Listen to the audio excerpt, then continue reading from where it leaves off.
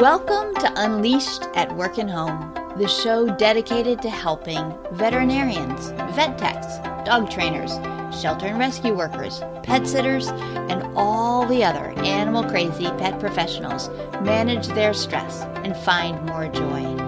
I'm your host, Colleen Pilar, and I'm thrilled you're here with us today. Make sure you hit the subscribe button on your favorite app so that you won't miss a single episode.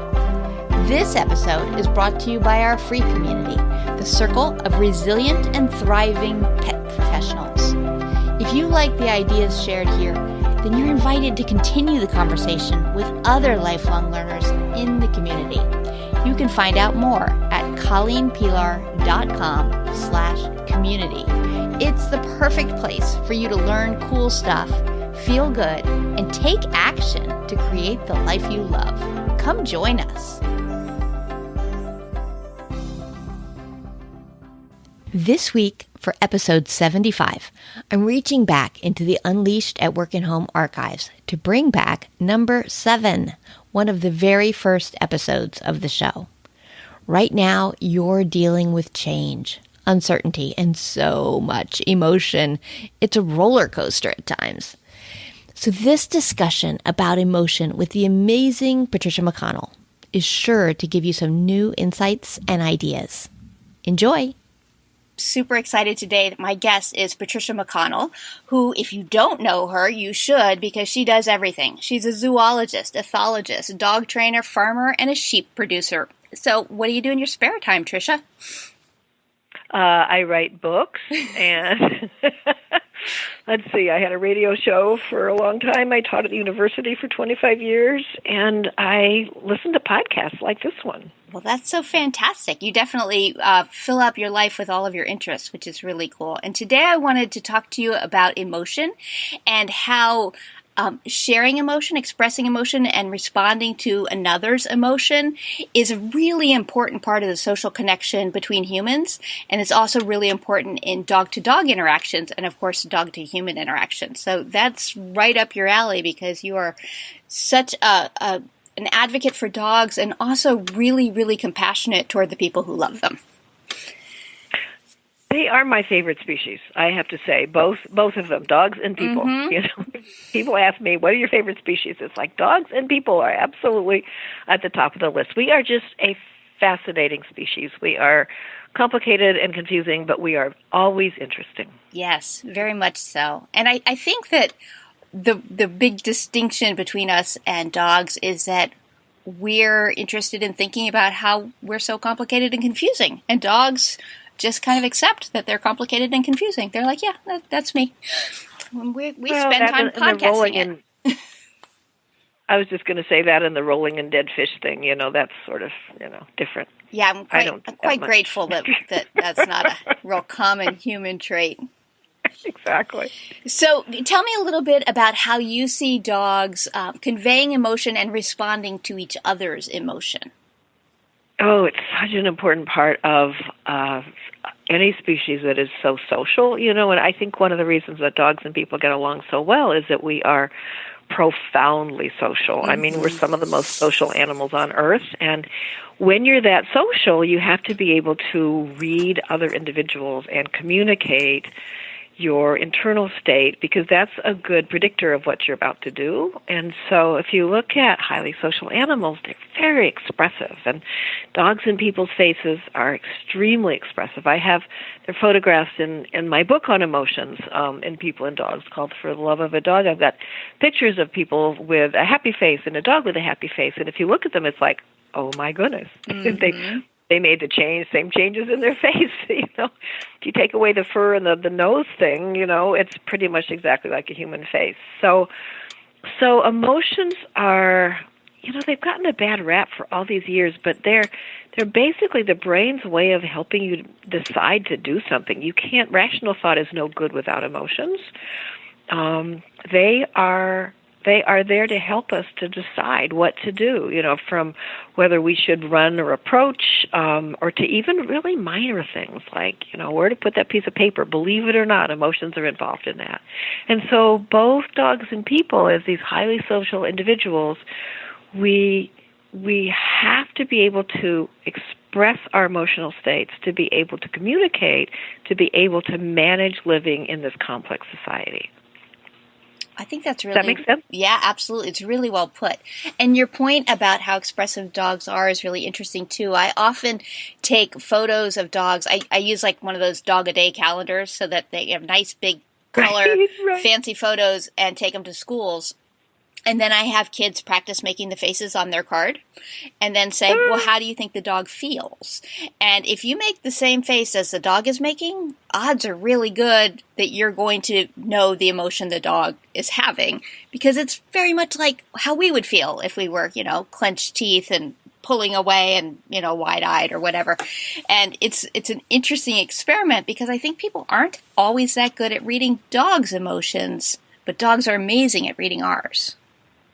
Oh, that's so true, and I love what you do with the kids. That's brilliant. That's just such a great idea, and you are absolutely right that we are not always very good at reading dogs' emotions. I'm sure you know about Dr. Juan. Michelle Juan did work on showing very short videos of dogs in different contexts doing different things to a whole range of people, from people who sort of never had a dog to people who were PhD animal behaviorists.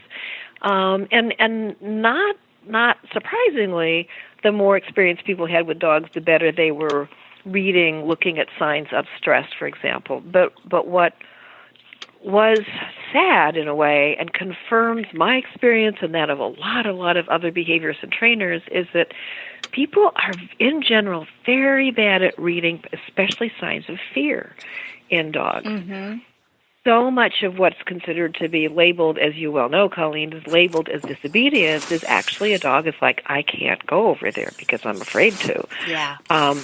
Or I don't want to do that because it hurts to do that. There's so much that dogs are trying to tell us that often doesn't get read. And I know colleagues and I have talked, I don't know how many times we've said, if we could do one thing in the whole world to improve relationships between people and dogs, it would be to help people read dogs better, to better understand relatively subtle signs of fear and discomfort and stress. Do you think we're good at reading that in other humans? That's a good question.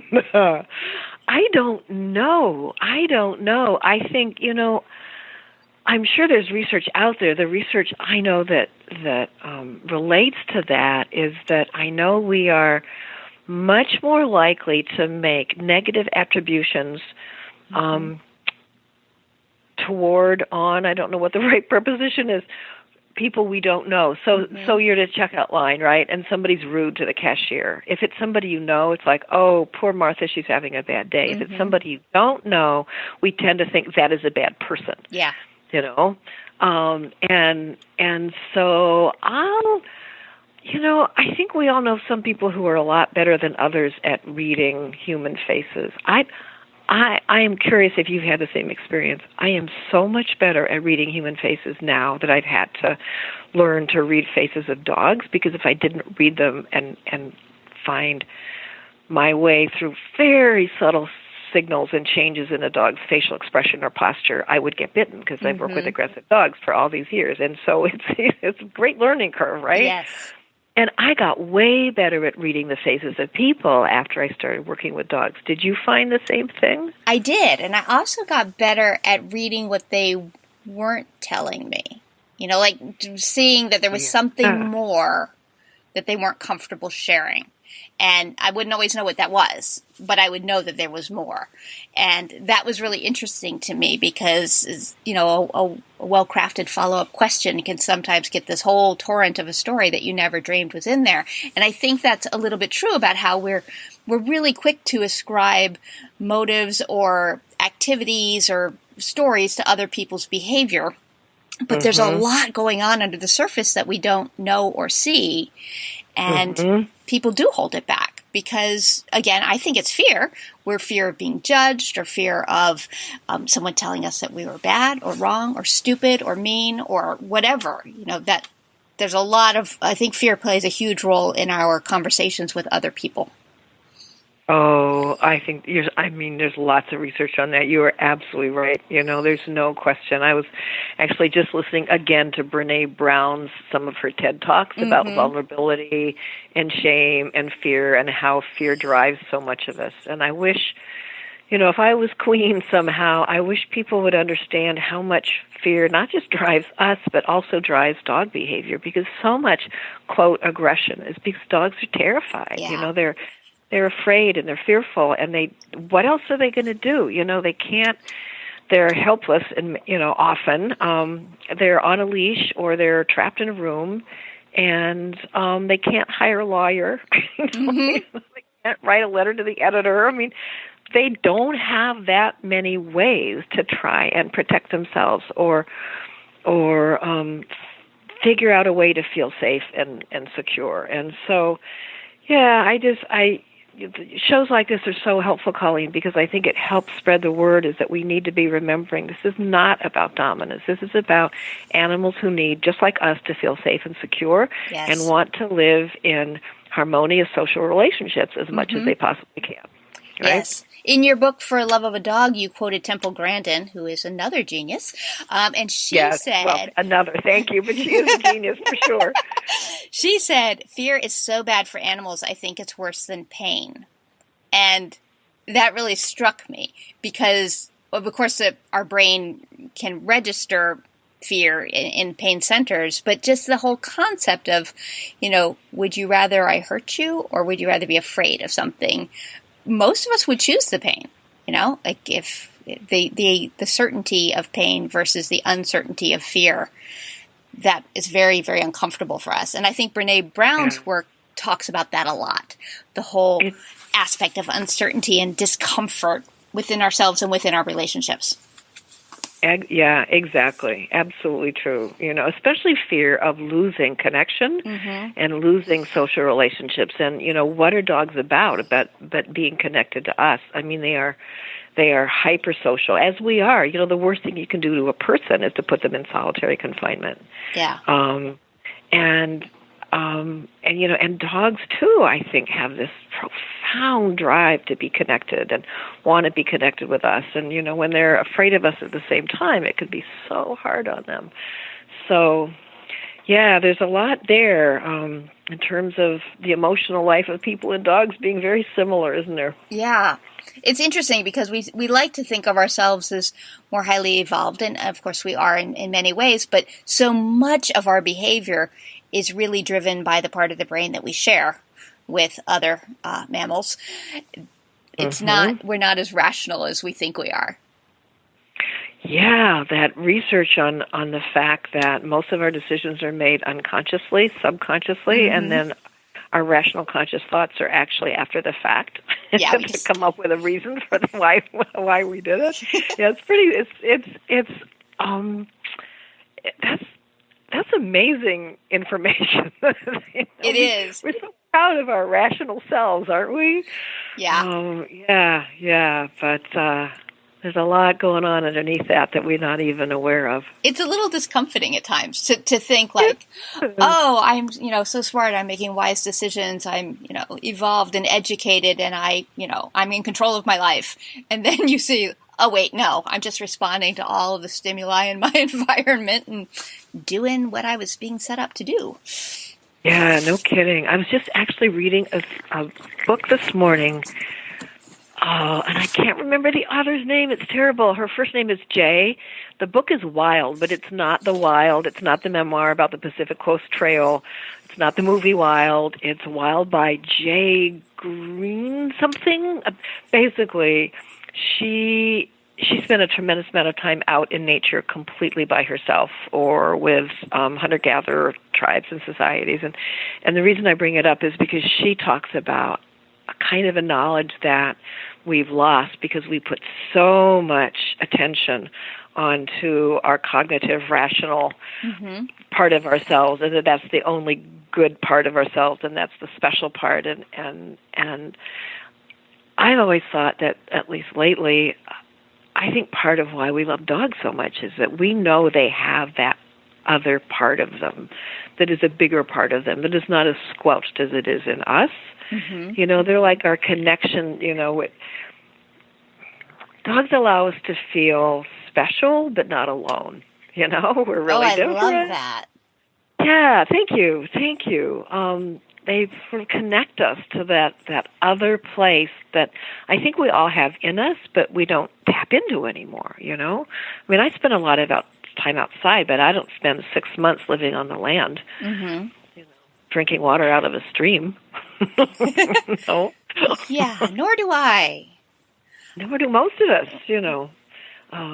yeah, but yeah, there's just, we're just so lucky, I think, to have dogs enrich our emotional lives, because I think the way they perceive the world is the same, glass half full, half empty, right? Mm-hmm. It's the same as us in some ways, but it's also so profoundly different than us. And it's just, sort of allows us to live in both worlds a tiny bit.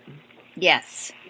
Yeah, and that's true. It's an interesting thing, because I always say that dogs are like the ultimate mindfulness teachers, because they're so in the moment, and they make us laugh every day, and they just bring us back from all of the thoughts swirling in our heads to, what's going on right here, right now. And that whole concept of really being in tune with that and honoring that part of ourselves that we have too, but we push aside. I think dogs revel in that. They're like, this is my stick. It's amazing. Look at this stick. Exactly. It's all about the stick. It is. Right now. It's all about the stick.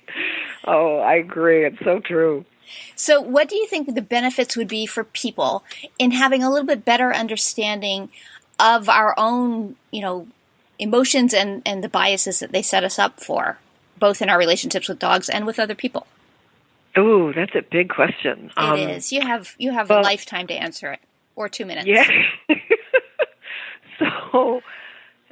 So well, first of all, just looking at the dog-human relationship and looking at a really practical level, the more we can understand our emotions as we're working with our dog and understand their emotions, I mean, just from the most practical standpoint, our dogs will be more obedient. Because first of all, if we can start understanding that some of our responses to our dogs are not helpful.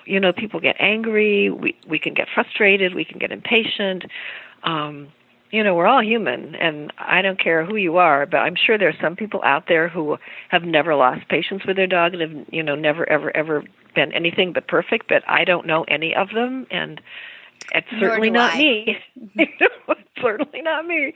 But the more I understand about how to influence behavior, the more I understand that getting sucked into sort of this emotional response to whether my dog does what I ask or not is completely unhelpful.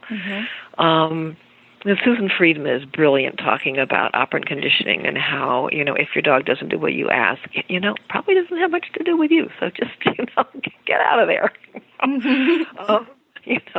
Get your emotions out of there. Get your little hurt feelings out of there, And it's very seductive for us to get in there. So I've found that to be incredibly helpful. And then, of course, in terms of understanding that fear in a dog might be a little different than fear in a human, but doesn't mean it's not more the same than not, I mean, I don't think it's a glass half empty and half full. I think it's a glass 95% full and 5% empty, because fear is fear, and it's programmed in the brain the same way neurophysiologically. Everything changes inside a dog the way it changes inside us. Granted, we may have some layers of cognition and thoughts and sort of predictions about the future that dogs don't have, but nonetheless, the basics of fear. And so being able to, there is a good side to being anthropomorphic. We were taught, certainly as a scientist, I mean, I know you've had this laid on you too, Colleen, we must not be anthropomorphic, and it's dangerous and it's wrong. And Franz de Waal, who is a brilliant primatologist and a great author, by the way, his books are phenomenal, he writes about The opposite of being anthropomorphic is anthro-denial, which is just as dangerous, which is basically arguing that if a human can have it or do it or be it, then an animal can't, and a non-human animal can't. And, we've heard that over and over again. It's like, well, dogs can't possibly be jealous. Only humans could be jealous. Well, jealousy has got to be one of the simplest emotions in the world. It's like, he's got it, I want it, and I don't have it, and I'm mad about it. I mean, it's just not very complicated. So that, there's been so much resistance to attributing emotions and emotional states to animals. It's the interesting philosophically, I'm sure a lot has been written about it, about why are we so resistant to attributing emotions in animals. It's still very controversial. We're not done with this conversation at all. I mean, it is changing, but I mean, when For the Love of a Dog came out, I had people write me saying that you're an idiot. You don't, I actually had someone at a National Institute of Health conference stand up after my talk about emotions in humans and dogs, stand up after my talk, ironically shaking with anger and saying, how dare you talk about anger in dogs? That's being anthropomorphic in the worst possible way. You're setting people up to get injured and hurt. You're demeaning dogs. You don't know what you're talking. I've never been publicly that maligned in my life. The audience was like stunned because I had said it's possible for dogs to be angry, and I think her objections were is you can't, that's a human emotion. An animal couldn't be angry, which belies everything we know about the biology of anger.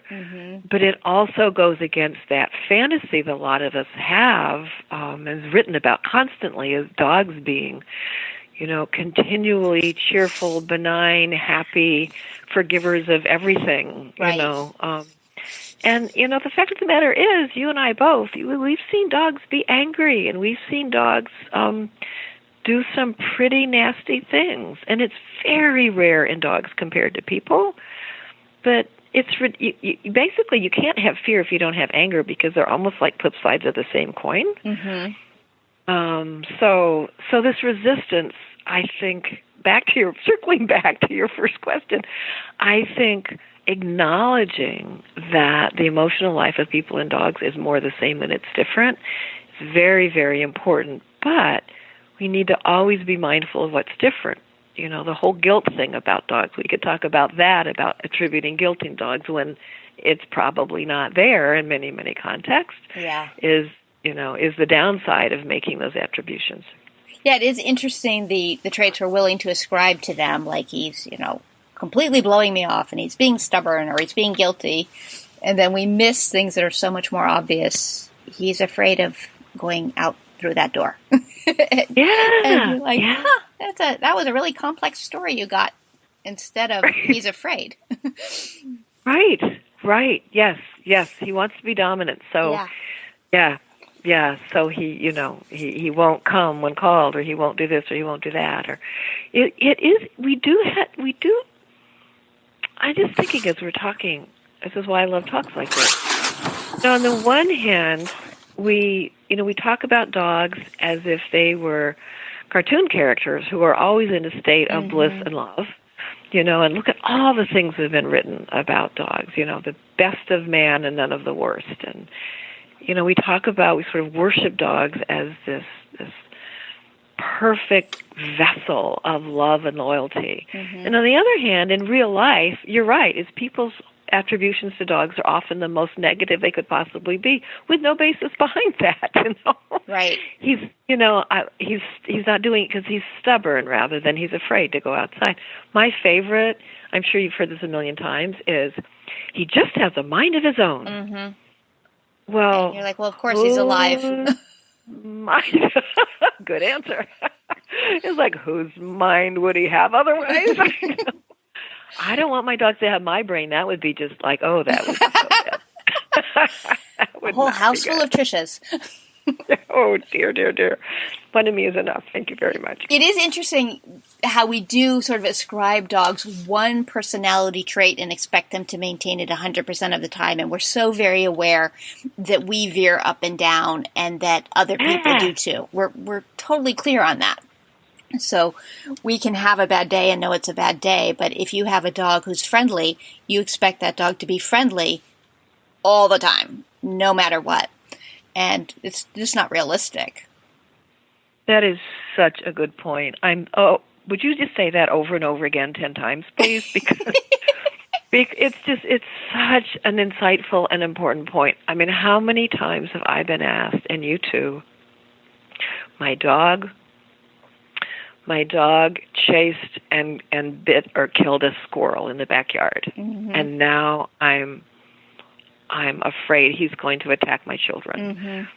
You know, or the sort of the opposite with what you were talking about is I can't understand why he bit that child. He's always been the best, most wonderful, fantastic dog. You know, he just loves everybody. And, you know, we were at the picnic and he was so wonderful. And there we were, you know, it was really hot and we were there 7 hours and the kids were all over him and they were all over him for 6 hours and 55 minutes. And, you know, and I know he didn't have any water and it was really noisy, but I'm shocked that he became this aggressive dog. Yeah. It was like the dog was exhausted and stressed and finally lost his temper, you know. And they can't yell dirty words at us. No.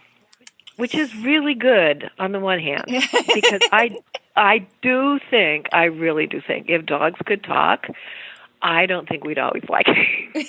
I have to say. Do your dogs, not all of my dogs, that's not true. My border collies, every one of them has had a look at one time in their life, at least, on their face that I swear I cannot say on the radio in translation, or on a podcast in translation. It's 2 words, and the second one is you. We'll just leave it with that, you know. And am I, you know, do I know really how they're feeling inside? But I'll tell you, the message was so strong. My Cavalier has never looked like that in her life. So they can't yell nasty things to us, you know. And so what are they going to do? I mean, we have to be able to be their translator and their protectors and their mentors and their spokespeople and their advocates, because they can't say, I'm exhausted, get me out of here. You know, there's been the New Year's Eve party has been going on for 7 hours and I just need a break. Mm-hmm. Absolutely. You went and hid from Uncle Harry, for heaven's sake. Yeah. You know?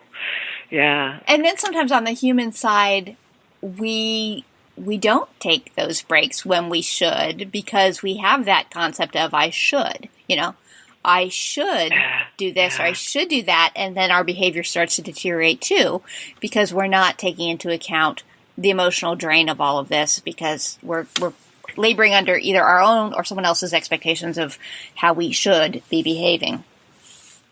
Oh, that's such a good point. I think we get ourselves in a lot of trouble not giving ourselves permission to feel the way we feel, you know, and or not even being able to label it. You know, I think so many people don't even know when they're angry. I remember talking to somebody. It wasn't all that long ago, and it was like a cartoon in an intro therapist session or training session.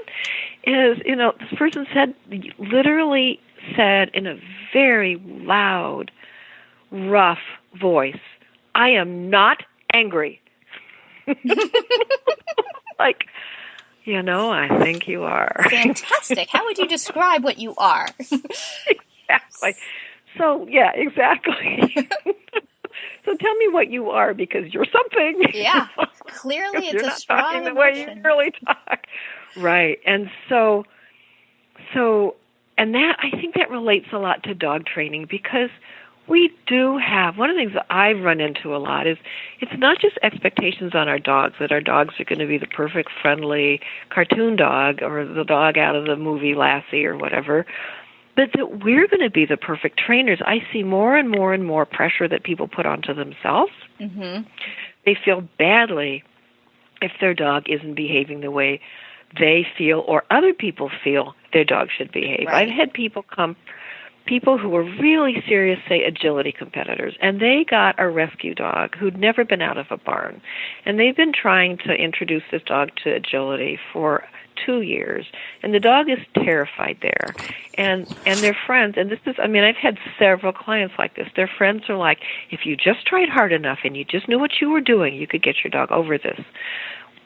And the person was just racked with guilt. You know, what's wrong with me that I can't create a happy dog on an agility course? You know, and the answer is nothing. There is nothing wrong with you.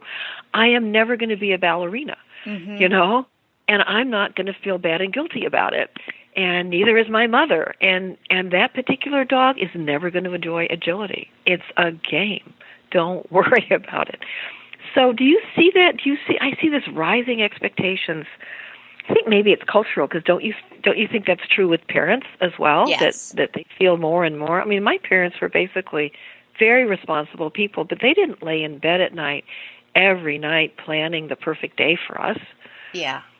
Yeah, I do think we're putting a lot more pressure to achieve in certain areas. And it's unfortunate because I think at the same time we're seeing increases of stress in people that, you know, the rates of employee engagement have plummeted, and people are, you know, the onset of depression has dropped way lower. Like the average onset of depression now is, I believe I just read 14 and a half years old. That's insane.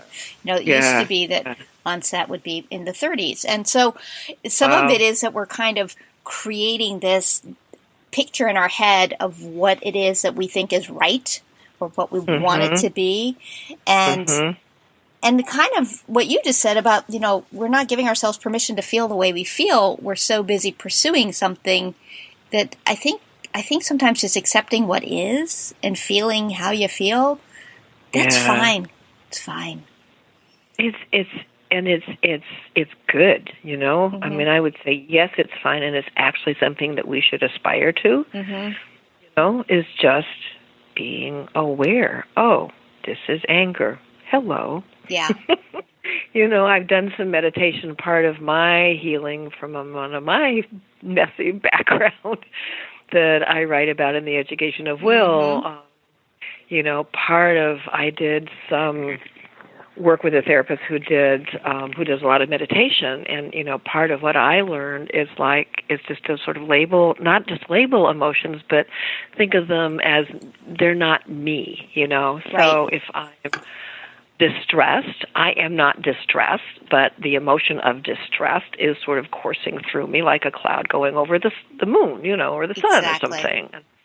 So, so I will be, you know, driving along going like, oh, hello, fear. Hello. How are you today? I learned an acronym for that's been helpful to me, which is the 3 N's. You should notice, name, and navigate your emotions, because so often we don't even realize we're having an emotion. And so noticing, and then, okay, I'm having something. What am I having? Oh, hello, fear. There it is. And so now make a plan. What will I do with this? So the notice, name, navigate was helpful to me because it is so interesting how quickly you can spin into a situation, and then you realize, oh, whoops, I got swept away. And I think, you know, just sort of circling back to dogs, is one of the things we can do for dogs is to help them learn emotional, sort of how to modify and deal with emotional arousal. I think a lot of behavioral problems are related to arousal and emotional arousal. And partly because they live in such a radically different world now, I think they have fewer chances to learn how to do that. And I think that's one of the best things we can do for our dogs is you know, my most troubled dog, Willie, who I've written a lot about, who had a lot of problems with emotional arousal. He was a very, very fearful dog, and he was a very high energy and easily aroused dog. You know, one of the things I taught him is I taught him to do a bow on cue, like a dog's play bow. Well, dogs there are a lot. We don't know exactly why dogs do that, but they do it during play often. Karen London, who's a PhD animal behaviorist, a colleague of mine, she and I have written a lot together.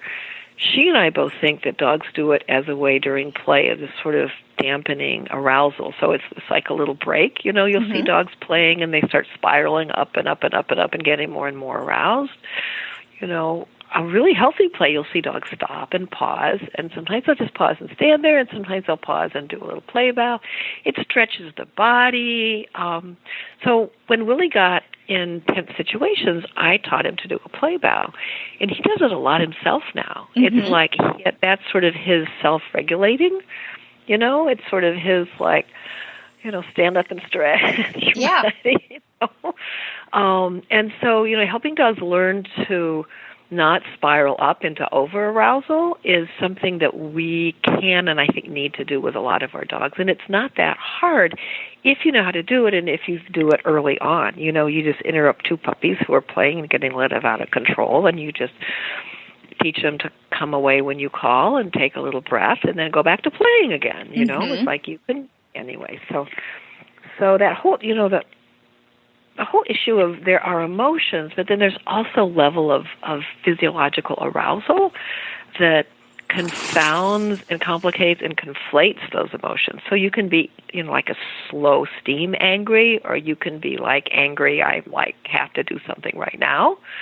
Right. Whether it's, So that's something I think that we all can continue to learn about, both theoretically and personally, is about not just labeling emotions, and I love your 3 N's, by the way, but also learning about how emotional arousal affects them and how to modulate that. Mm-hmm. It is interesting because it's so often, the emotion will spin into something because of the arousal. And, frustration turns into anger. And for me, that's a big one. Like, I get frustrated and I get frustrated again, and then I'm just ticked. And I just walk around being angry. And I'm like, wow, mostly you were just frustrated and you didn't take a break when you needed to. Right. Yes. Why am I thinking about computers now? I have no idea. I just can't imagine why wanting to throw the stapler across the room. Oh, right. Yes. Wait, this sounds familiar. Yeah. And so I think for all of us learning to deal with, the emotional arousal piece, it's fantastic to be able to teach it to our dogs and to our children and to ourselves. Because to really recognize how often we get hooked, we don't think about it. In your In For the Love of a Dog, you had the line that often it's the changes in your body that create the thoughts in your mind. And you were just talking about the chemicals in your body and the neurotransmitters and the hormones. And I thought, this is so true, because this stuff is happening so fast inside us. We can't keep up. And then we're catching up sometimes with our thoughts. We don't know where they came from. Yeah, it's sort of like being on a fast-moving river. You gotta have a raft to jump on pretty quick. Yeah. You can get swept away pretty fast. So if you were going to give people advice just for, being really conscious of the value of understanding their own emotions and their own emotional state, what would be a tip you'd have for them to get better at that? So being conscious of their own emotional state? Yeah, their own. It's just going to sound circular, but to do that. How helpful was that? It's just, because that really is all it is. It's just pausing for a microsecond. I mean, literally just pausing. And you can do it. You could just actually, I know people who actually just suggest that you do it in a structured way just to get yourself started. Mm-hmm. So you set an alarm, right? For every 3 hours, and your alarm rings, and you how am I feeling right now? Am I sad, angry, and how am I? And that can get you in the habit. I don't know. What about you? What do you do to try, or what have you done? Because you're obviously very attuned to your internal emotional state. What have you done? Oh, no, you don't get to ask the questions. Only I get to ask the questions. You're turning the tables here. I think it is pretty much what you've said. Having a desire for the awareness has been the big thing because, just for so long, you just sort of swept along doing what you do and thinking what you think. And as I've gotten older, I've really been searching for, what are the things that bring me joy and contentment? And of course, dogs are a huge part of that, always have been. But why is that? And so by really thinking about who do I want to be and how do I want to be that person, that awareness. And then I also talk about with my kids, one of my big strategies was, that happened. Sort of debrief. So, you pulled a gallon of milk out of the refrigerator, dropped it on the floor accidentally, and we had milk everywhere. Okay, well, that happened. So what are the strategies we can have to not do that again? That things go wrong. Things are always going to go wrong. But being willing to take a look in the rearview mirror and say, I'm not delighted with how that one turned out, and odds are I'm going to get a chance to practice this skill again. What would I like to do differently? Can I use that line for the rest of my life? I mean, that's just so good. It's, that happened. It did. It's true in dog class, too. We use it in our reactive dog class on occasion. We're like, whoops, okay, so we were doing great until that exact moment. So what are we going to do the next time? Because there will be a next time, unfortunately, for most of these things. Right. And, with our dogs, circling back to something we were talking about earlier, it is so seductive to get your ego wrapped up into your dog's behavior, isn't it? Yes. And, I compete in sheepdog trials, and so I have a lot of reasons, like a lot of people do who compete in all kinds of things, from freestyle to agility to sheepdog trials, et cetera, field dog trials.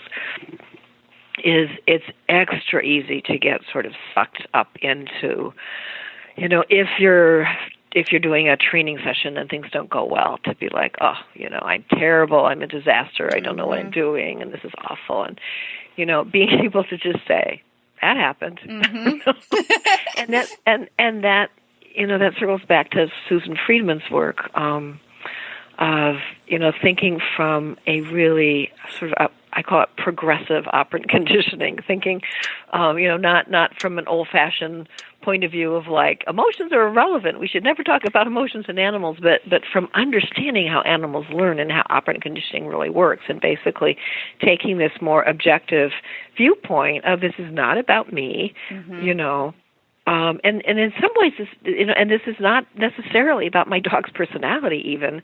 This is about the environment, the context, the behavior that I don't want, and the behavior that I do want, and figuring out how to get from one to the other, and I would never want to take passion and love and emotion out of our relationship with animals, because I am the gooeyest, soppiest dog lover. I mean, I just you could start me crying in a microsecond talking about one of my dogs. I mean, I'm just disgustingly sloppy about it. But the fact is when I'm training, I am better if I try and look very logically and take my ego and my needs, out of the system into what's happening and what is the context in which it's happening and what do I want to happen. And that's been such a godsend to me. It's ironic, isn't it? I mean, on the one hand, I'm saying that being able to read emotions in dogs and understand my own emotions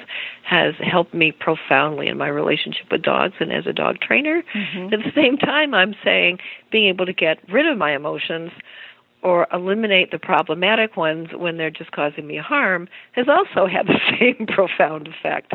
That's an interesting irony, isn't it? It's a very interesting irony, and it just kind of circles back to the whole people are complicated kind of thing, because both of those are very true. They're absolutely true. Yeah. I'm writing a note here because I sense an article coming on. Yes. Anyway. That'll be great. So actually that leads in beautifully to the question of, as we wrap up here, how would listeners find out more about you and your work and your books? I'll, of course, put links in the show notes to all of your books and to your website, but can you share that verbally for the people who are not sitting at their computer when they listen? Absolutely, yeah. Thank you for asking. I appreciate it. easiest way to connect with my work is to go to my website, which is simple. You just go to my name. It's patriciamcconnell.com, 2 C's, 2 N's, 2 L's, patriciamcconnell.com. And that you can get to my blog from there, which is one of the things that I love doing the most. There's an international village of 45,000 people who read it, and there's some great commenters on it. Yeah, it's always interesting. And you can learn about my books and when and where I'll be speaking. So that's the best place to go, without question. Excellent. So I have one last quote from, the genius Patricia McConnell that I'd like to share with you and tell you how I think we could apply it to people, and let me know if you agree or have any thoughts on this. So this is from your book, For the Love of a Dog.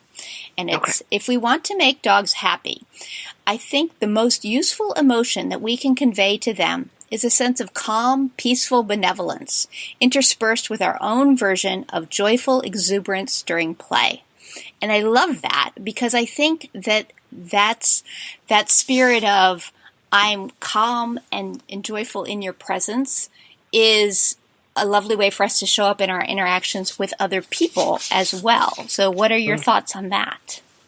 I've been in some conversations lately about the whole concept of leadership, which some people take to mean you need to, quote, dominate your dog and sort of have physical control over them at all times and not give them a lot of autonomy. No. And I think that's polluted that concept. It has. I think there is value in this concept of leader, but to me, what's valuable is exactly what you were just talking about, is being a calm, stable presence. We all know people like that, who they just walk in the room and you just feel like, I want to be by this person. There's people who are comfortable in their own skin. Yep. And I think those are the people that dogs are often attracted to, because they live in a pretty confusing world. I mean, they're trying to translate us all the time. They're desperately needing to socially connect with us and psychologically connect, and yet they don't know what the hell we're saying most of it. And so I think dogs and lots of animals are attracted, as we are also as humans, to people like that. And some people are just naturally like that. I'm not. So that's something I aspire to be, and I find myself getting closer and closer to that. Certainly not at all times, just ask my husband. But but I think that's something for all of us to aspire to, is in all of our relationships, whether it's with anybody, whether it's with people or dogs or cats or horses or birds or, I don't know, maybe even our houseplants. I don't know. Yeah. And I think for our own sakes, I mean, it's just so much easier to feel comfortable in your own skin. Right. Yeah, I thought the phrase, the calm, peaceful benevolence is really a beautiful way of saying feeling comfortable in your own skin, because the benevolence aspect of that is, I mean you no harm, you mean me no harm. There's no threats between us. Right. And we need to be saying that to ourselves, because don't you think we're so hard on ourselves? Oh, yes. Calm and peaceful and benevolent to ourselves is probably the place to start, although that's the hardest place to go. That's the hardest place. That's Brene Brown's job, is to draw us all in that direction. Right. We'll just keep listening to her. Yes. So I've loved talking to you today. I'm so appreciative that you took some time to talk to me and to our listeners here about dogs and people and sharing emotions. It's been a blast.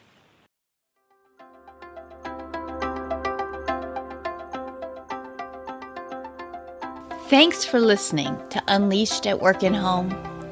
I invite you to come learn more at colleenpilar.com/community, where you can be steady, be strong, and be long.